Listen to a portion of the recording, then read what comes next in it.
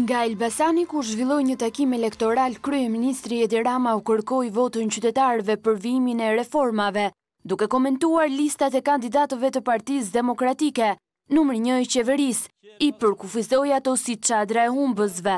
Ata që sot kanë dalë nga çadra e frikës nga drejtësia dhe janë fut tani në çadrën e humbësve, dhe çdo demokratit arsyeshëm në Elbasan, unë i them shive çik listën e Elbasanit, veç Luciano Pavarotit që i njihni të gjithë. Tjerët kush janë tjerët?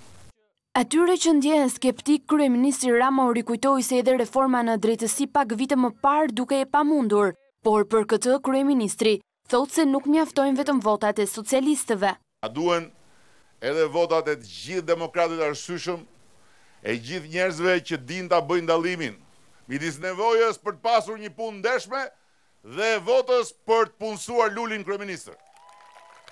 Kryetari i bashkisë mrena në zyrë, Sahati sipër i kishte ngel ora, qysh kur hynin në zyrë ai.